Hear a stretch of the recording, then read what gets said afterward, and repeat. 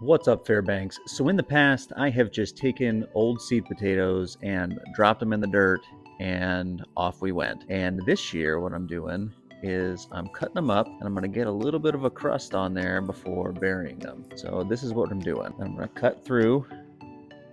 Maybe I should use a tripod for this, so it's not so dangerous.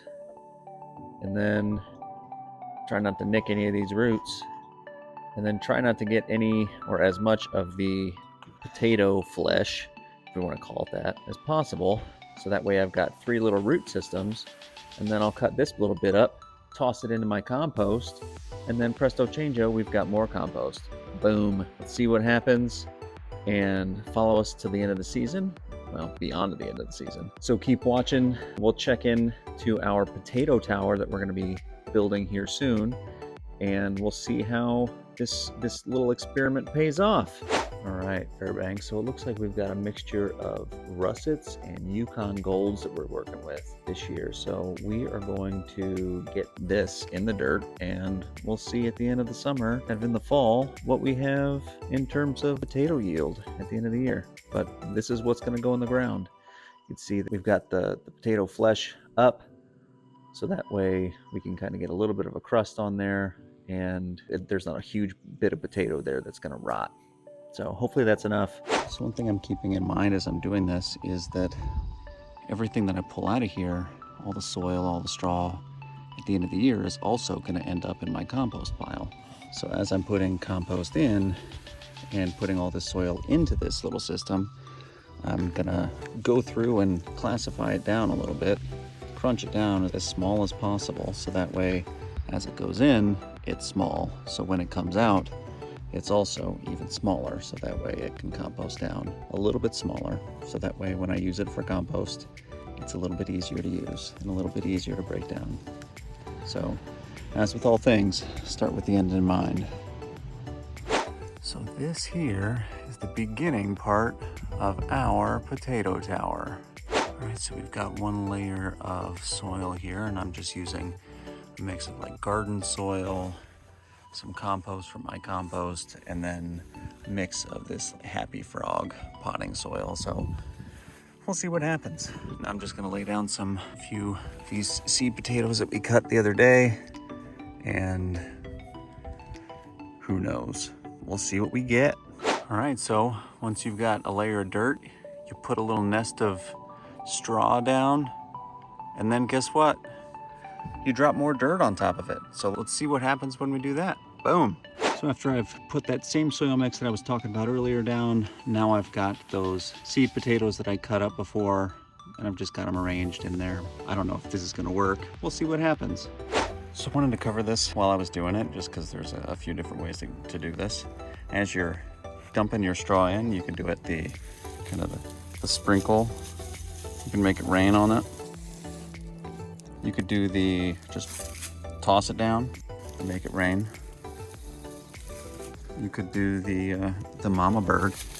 Just gonna go in there and gently place it in there.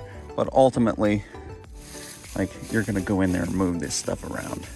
What you wanna do is make a nice little nest around here. So that way, when you put your soil in, it can sit down in there. So it doesn't matter how you throw it in there, just as long as you can get a really good nest built. So this is probably a good time to take a look at this fencing too.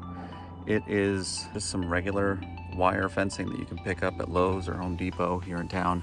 They typically sell it in much larger portions than this, or sections than this. I got this whole idea from my mother, so this is definitely not a Justin original.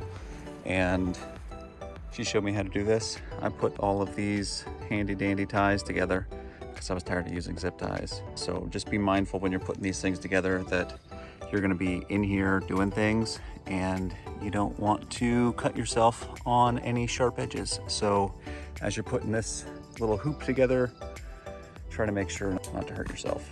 All right, we're 4 or 5 levels deep now, and after we get a little bit deeper, it's gonna get a little bit harder to get everything as wet as it needs to be.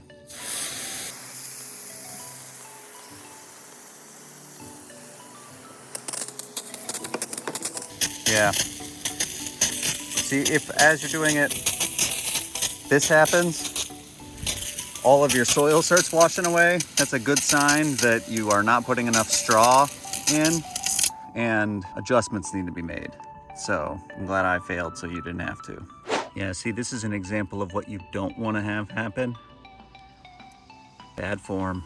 Okay, so what have we learned? Well, we've learned that if there is any soil showing, then it will get washed out. So luckily we could just throw anything that washed out right back on top and start again. So maybe after you get a couple levels deep, throw a little bit of water on top, see what happens, see what washes out, and then go back and seal up any of the parts that are exposed that are showing some soil, because if soil is exposed, well, it looks like it's going to wash out. So what I'm doing to cover up these exposed soil places is I'm just tucking it in behind the wire mesh.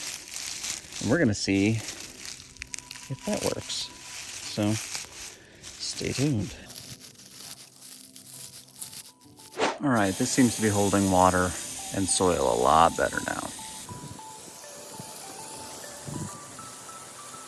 All right, so this is our completed potato tower. It's gonna churn out a whole bunch of potatoes, hopefully. So we're gonna stay tuned all summer long, keep you updated as to the production power of the potato tower.